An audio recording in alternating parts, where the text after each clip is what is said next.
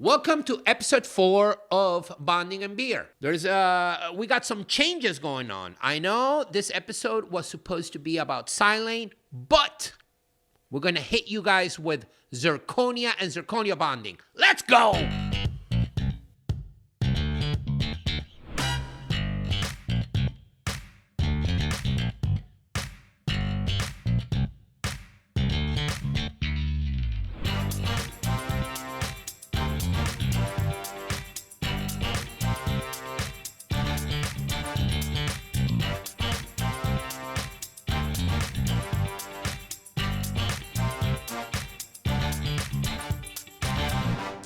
So let me tell you what I have been up to. As you can see, we have a different background. We have a different set today.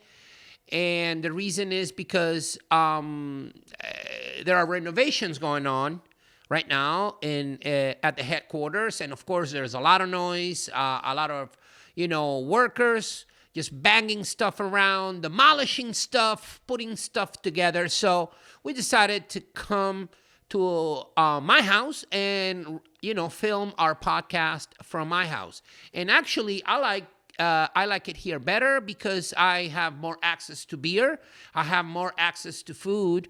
And of course, I have more access to many, many things that I don't have access to when I'm at work. It is frowned upon that I drink while I'm at work. And I understand that this is a corporate setting, but in my house, no one can tell me not to drink. So we love it here. The production team is here. We just love it.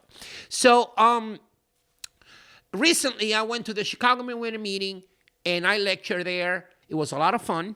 And after I finished one of my lectures, there was this dude who came to me with a bunch of questions. Just a bunch of questions.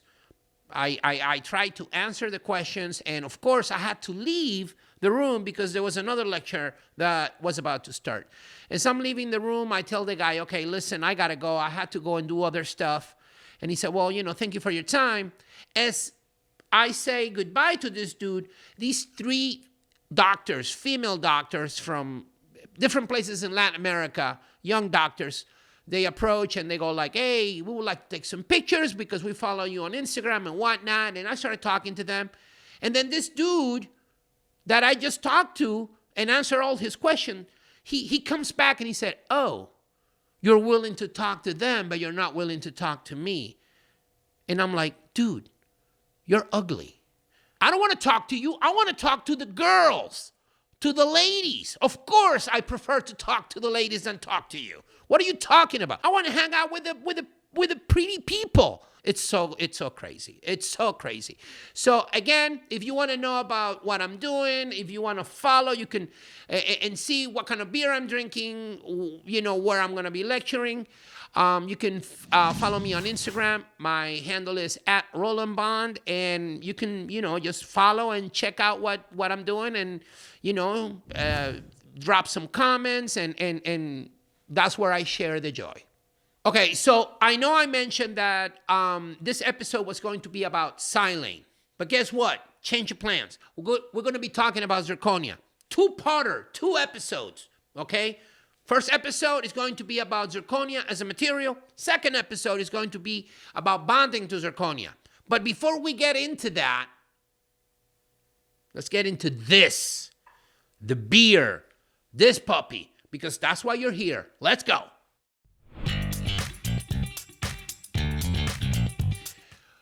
Okay, so my team has been, they've been telling me that I have a preference when it comes to beer, specifically for IPAs, and they are correct.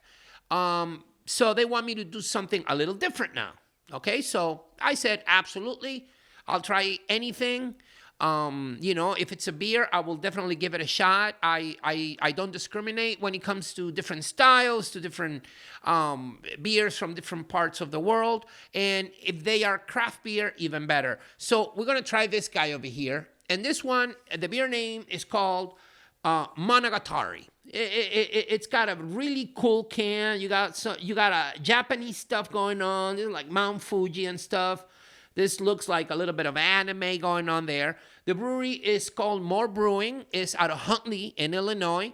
And this style is a sour fruited gose. What does that mean? I have no idea. And this is going to be interesting because not only it has 6.5% of alcohol content. That means that it's got a little kick.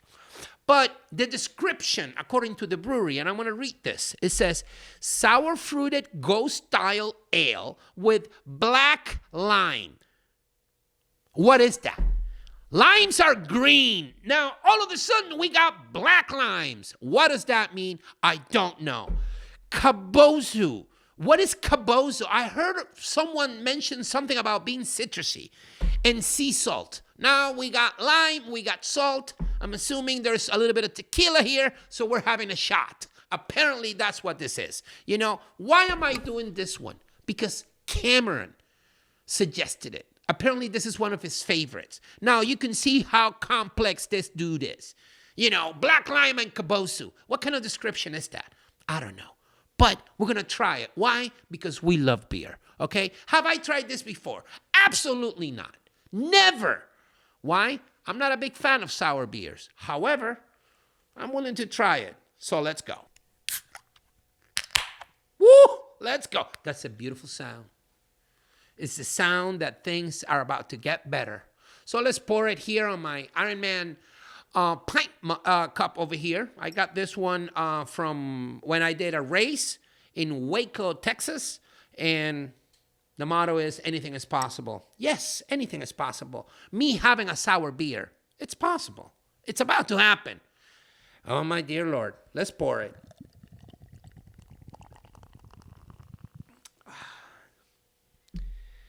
Did I pour this correctly? I don't know.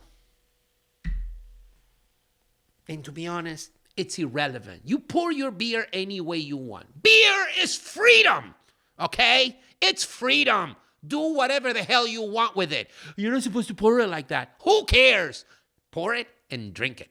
Let's see. So, you know, it looks like a beer. It's not hazy at all. It's quite clear.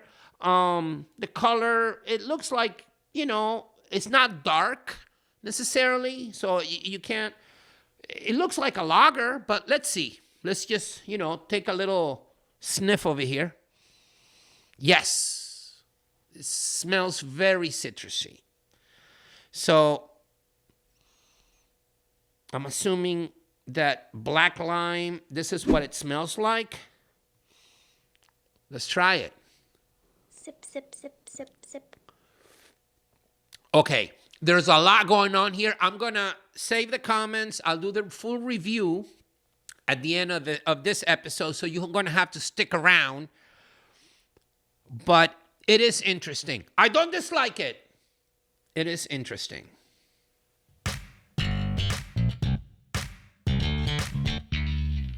Let's define what zirconia is. Zirconia is an oxide. It's an oxide that it derives from zirconium, which is a metal.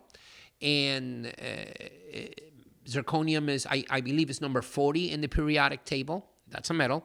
But what we use in dentistry is not zirconium, but zirconium oxide or zirconia. And zirconia was introduced into the world of medicine or health or whatever you want to call it in the 60s, in the late 60s, specifically in orthopedic surgery. It was used for knee replacement, hip replacement. And one of the main features of zirconia is its strength. It's extremely strong. The fracture toughness is extremely high. And zirconia has this property that it undergoes phase transformation when a load is applied to it. Meaning that, you know, ceramics, if you have cracks in ceramics, the crack will propagate and eventually make the product fail. The material will fail by crack propagation. In zirconia, what will happen is when a load is applied, it will stop the crack from propagating. So it will make the material extremely strong, very strong, with a very high fracture resistance. And this is a great feature for applications like, in orthopedic surgery, like knee replacement and hip replacement, providing this, super high fracture resistance. We took that and we brought it into dentistry. And the first generation of zirconia that was used in dentistry, probably in the, I want to say the late 90s, early 2000s, it was this zirconia. The same zirconia that was coming from the orthopedic surgery world. It's an yttria stabilized zirconia, 3Y, meaning it has 3 moles of yttria. Extremely strong. It's a material that will stop crack propagation because of its phase transformation. But some of the limitations were the aesthetics. The aesthetics were not good. The material was dull. The material was opaque. So for posterior restorations, it was fine. For anterior restorations, not so much. Also, we didn't know how to bond to it, because even though zirconia is a ceramic, you couldn't bond to it by traditional bonding procedures like the ones you do on feldspathic porcelain or lithium disilicate, which is hydrofluoric acid etch and silane. You can do that to those ceramics because those ceramics contain silica, contain glass. Zirconia doesn't contain any glass. So you can't etch it with hydrofluoric acid, and you cannot use silane as your surface primer. So we didn't know how to do that. And we had to figure it out. So people started to use zirconia, and the way they were delivering the restorations was by a luting procedure, a traditional luting procedure using anything from zinc phosphate to glass ionomers, even self-adhesive cement, but there was no bonding procedure to the substrate. So now you have a material that is extremely strong. It's not pretty, but it's versatile, because you could not only use it as a single monolithic restoration, but you can also use it in long span, bridges and even full mouth reconstruction, dentures, implants. Extremely versatile. I believe it's a super cool material, okay? But it had its limitations based on aesthetics and the possibility to bond to it. Over time, zirconia went through an evolution, okay? Companies that started to make zirconia also started to develop new types of zirconia. And one of the things that it was found was that by increasing the amount of yttria in the zirconia, now you were making more space between something called lattices. Now you have more space between the crystal structures for light to go through. So now your zirconia becomes more translucent. And making it more translucent means that it's now more aesthetic. So now you have a material that is not only strong, but now is aesthetic, or it can perform aesthetically in certain situations. However, there is a trade-off. There is a trade-off, because if the material, by increasing its translucency, by increasing its yttria content, your trade-off is that your physical properties start to diminish. By diminishing, it means that it is not as strong as the original zirconia, the original material, but still stronger than anything else. It's stronger than lithium disilicate, stronger than feldspathic porcelain, stronger than any composite. So you still have a material that is extremely strong, but now it has the ability of being a little bit more aesthetic. This is called the 4Y zirconia. As companies keep on doing research on zirconia, they find that by adding more yttria, increasing the yttria content, you make it even more translucent, and now you have something that can be extremely aesthetic. So clinicians that had patients that had aesthetic demands, they can actually start thinking about using zirconia, using zirconia. And of course, this all came together when, the research community was able to decipher how to bond to zirconia, because when we started, we could only do crowns that were cemented with glass ionomer and zinc phosphate. In today's world, we can do veneers, which need to be bonded. If you cannot bond to zirconia, you can't do a veneer, okay? Or you cannot do a restoration that is minimally invasive. But because of the bonding, because the ability of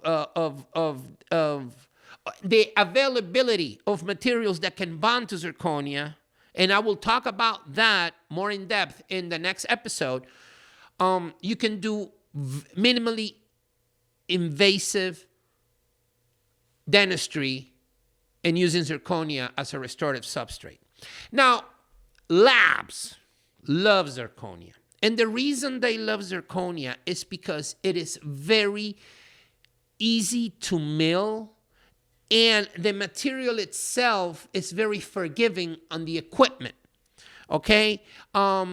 When you look at a zirconia puck, and I have one over here, I'm going to show you guys. When you look at a zirconia puck, this is a zirconia puck, okay?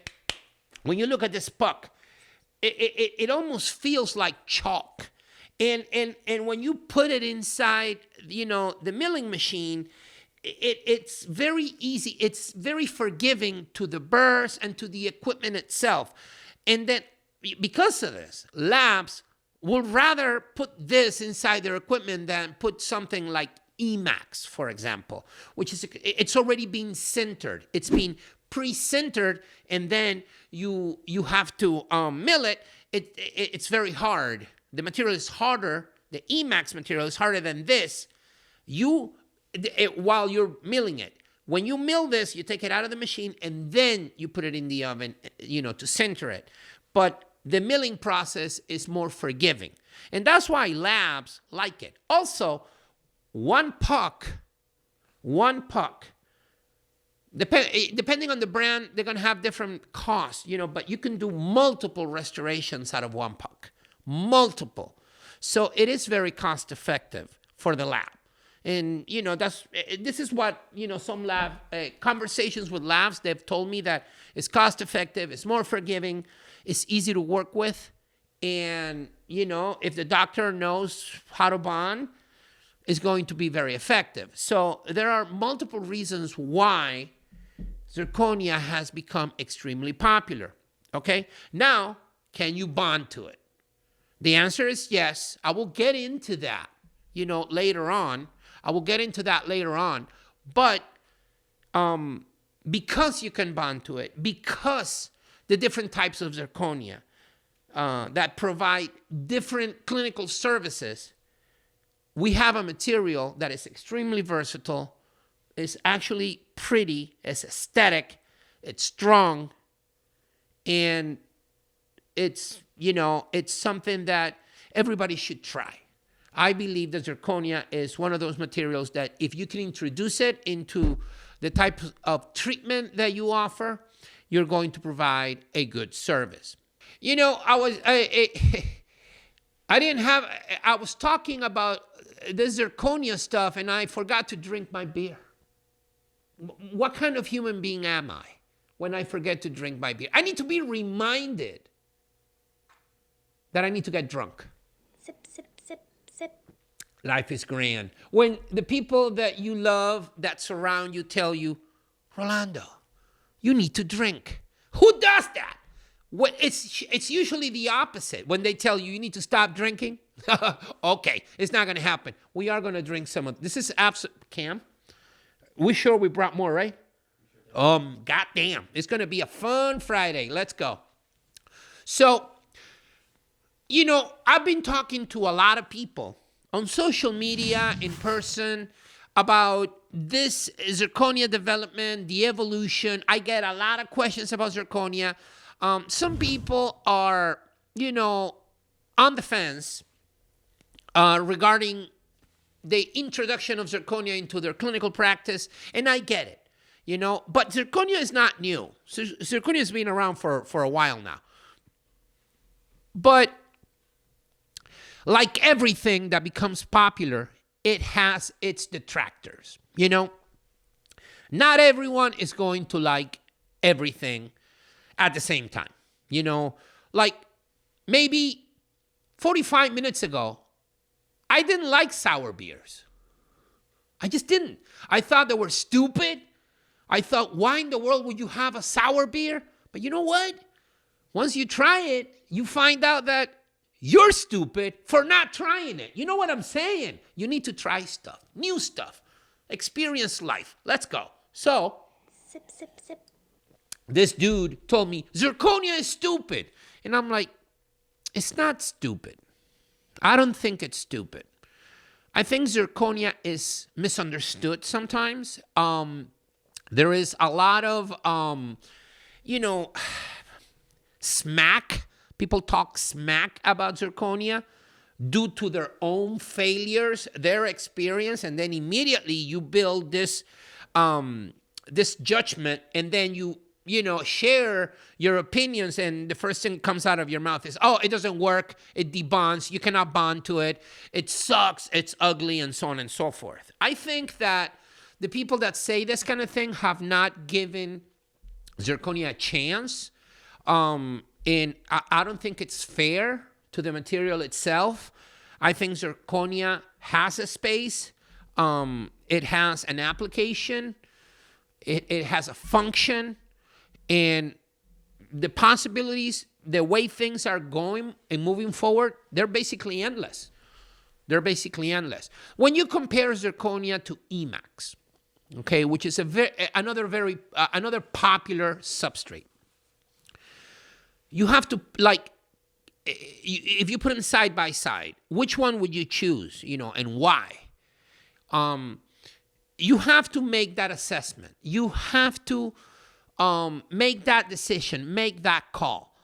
But if I needed to talk to somebody, like I'm talking to you guys, and I say, okay, I'm going to do a veneer case. Which material would I use? Would I use Emax? Would I use zirconia? At this point, based upon the way zirconia looks, the thickness that you can make a zirconia veneer, I would go either or. Maybe 10 years ago, I would say Emax is your best route because of the translucency and the aesthetic possibilities. But today, the way zirconia has evolved, I don't think that one is better than the other when it comes to aesthetics. When it comes to bonding, which I will cover more in depth in the next episode, is the bonding to Emax better than the bonding to zirconia? No, it is not. They're very, very similar. The bond strength is very, very similar. Zirconia has its issues when it comes to bonding, the bonding protocol, the contamination. And Emax doesn't have that. And that's, if that is something that you're going to use against a zirconia, that's fine. It happens. But when it comes to aesthetic performance, strength, your 5Y zirconia is as strong as your Emax. It is not as strong as your 3Y or your 4Y zirconia, but it is very strong, as strong as Emax. So you're not giving up on anything. You're not giving up on physical properties. You're not giving up on aesthetics. You're not giving up on bonding. Okay? So if you ask me, hey, Rolando, which one should I use? At this point, right now, 2024, I would say you can go either way and you're going to be fine. As long as you know how to bond, you're going to be fine. So I think that if you are listening to this and you're thinking about using zirconia, give it a chance. Give it a chance, okay?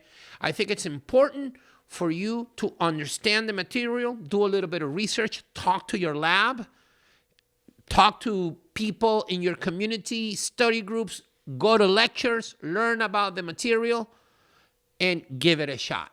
Because I think that once you start using zirconia and you see how easy it is to use it and the aesthetic results that you're getting and the strength and the versatility, that's something that you will definitely introduce and keep in your armamentarium as something that you offer to your patients. You're going to provide a very, very good service. So, in order to wrap it up, zirconia is a good material.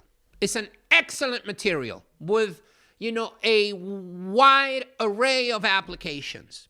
You can use different types of zirconia for different applications, but it's all under the zirconia umbrella. Even the weakest zirconia is as strong as Emax. Think about that. The weakest zirconia is as strong as Emax.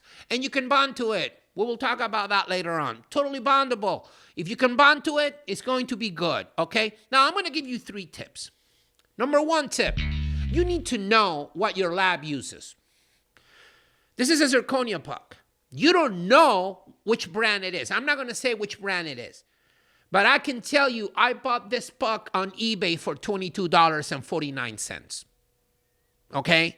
Is this as good as the Noritake zirconia? Probably not. So you need to know what your lab is using. You need to know. And when you prescribe, when you write that prescription to the lab, you need to tell them, don't say zirconia. Give them a brand. Because this puck cost $22.49. Right here. Okay? So be careful with that. 2, understand the different types of zirconia and the limitations. The more translucent it is, the less strong it's going to be. The less translucent it is, you're going to be able to use it in, larger, spans. So the stronger it is, the larger the restoration. Okay? You need to understand that based upon the type of zirconia. Okay? And each brand usually has the different types, 3Y, 4Y, 5Y.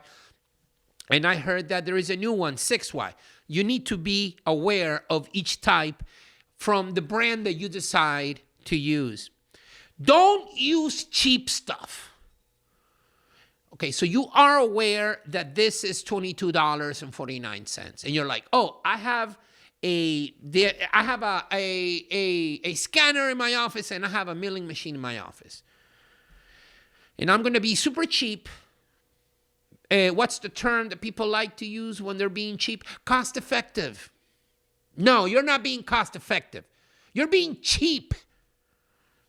Being cheap doesn't work in dentistry. You can save money by buying your gloves in bulk. You can save money by doing other stuff, being more efficient with your time slots, being more efficient when you do your procedures, not having to redos, diminishing the amount of redos. That is how you save money, how you are able to make more money, not by buying cheap stuff. Don't use cheap stuff. It doesn't make any sense, especially based upon the amount of money we are charging for a restoration. Okay? So, come on. Don't use cheap stuff. Just don't. Don't buy cheap beer.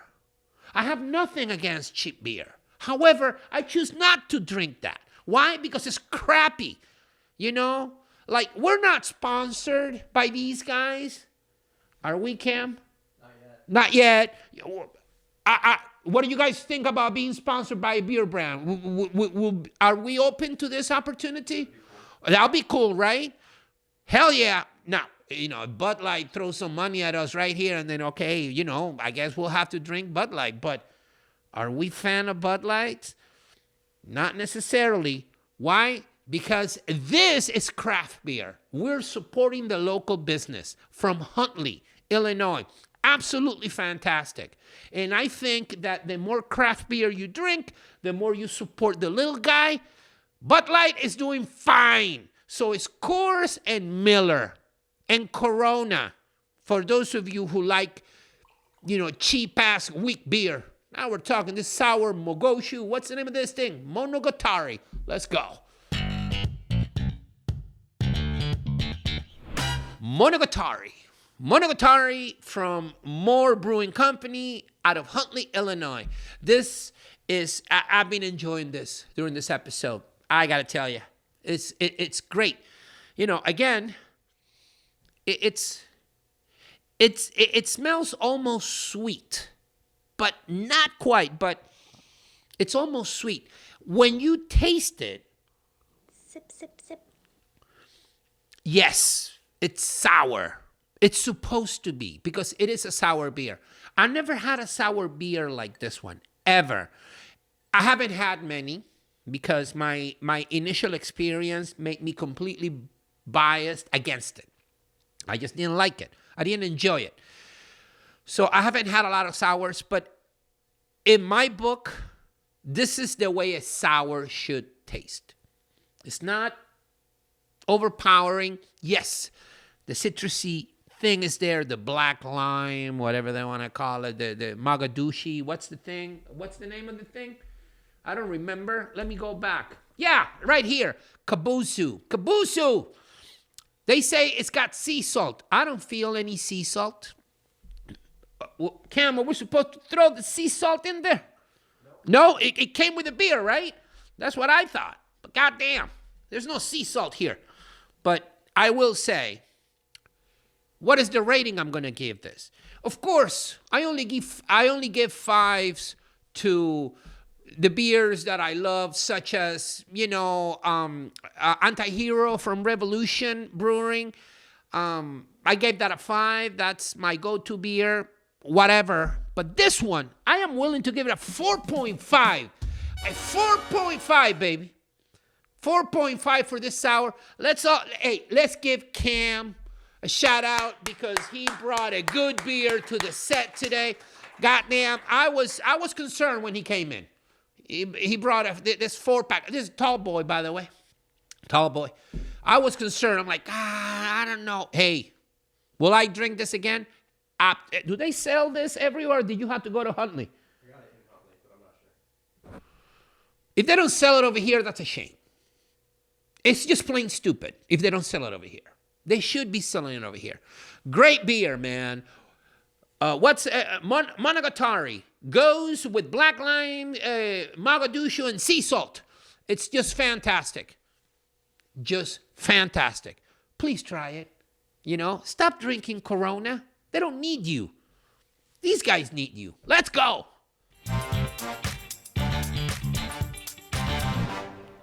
Now we're going to answer some questions. Now, listen, if you have a question, you can send us an email at bondingandbeer@gmail.com, and we will answer the question. We'll try to answer it during one of the episodes, but if we don't get to it, we'll still reply to you with an answer. You can also ask us questions and also follow our Instagram page, which is at Bonding and Beer. You can ask your questions there too. So I have a first question here from Kyle Stewart out of Omaha, Nebraska. And the question is ultra-translucent zirconia good for veneers? Is it as strong as Emax? Yes, I already went through this.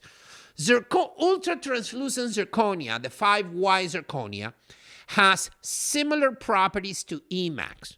You can bond to it, same as you can bond to Emax, just using a different procedure, and it's translucent, aesthetic. So yes, it's basically another alternative without giving up anything, okay? That's your answer. Thank you, Kyle, for the question. Now, we have a question here from Dentistry Was My Idea. That's a great name. That's a great hand. Dentistry Was My Idea. I wonder who this is. I love the handle. It says, is it possible to do everything in zirconia? The answer is yes. You can do an inlay. You can do an unlay. You can do a veneer. You can do a crown. You can do one of these tabletops or whatever you want to call it. You can do a bridge. You can do a denture. You can do pretty much anything. The question is, are you willing to try it? But yes, zirconia is extremely versatile, and you can do pretty much anything. You can run an office based on zirconia if you choose to. Not a problem, okay? And the last question is from Sean Lavery out of Alabaster in Alabama. God damn it. I tell people I'm from Dothan, Alabama, but that's a different story. I will tell that story on another podcast, on another episode. But I have roots in Dothan. And the question here from Sean is, who's the GOAT, LeBron or MJ? Okay, this is getting out of control. Because to be honest, when you talk about a GOAT, there is a GOAT and also there is your GOAT. I can see how somebody who grew up watching Kobe, the late Kobe Bryant play, they would consider that's my GOAT because they grew up watching Kobe. The guys in the 90s, the 80s and the 90s, we grew up watching Michael Jordan, right? But because I am Hispanic, I got one GOAT for you all. Manu Ginobili from Argentina, okay? 19.3 points, average per game, 5.4 assists, and 5.1 rebounds. He played 36 minutes per game on average. And the only player that beats Ginobili is Larry Bird. There you have it. So Manu, if you're watching this or your dentist is watching this, tell him we here at the Bonding and Beer podcast said hello. We love you, or at least I love you. I'm surrounded by people that probably prefer LeBron or MJ. You know how it is. This is the United States of America, and they root for their own people. I'm rooting for you because you're one of my people, and I'm one of your people. So let's go. Thank you very much, and I'll see you on the next episode. Well, we will be talking about, We'll be talking about bonding to zirconia. Sorry about that. Sorry about the profanity. Sip, sip.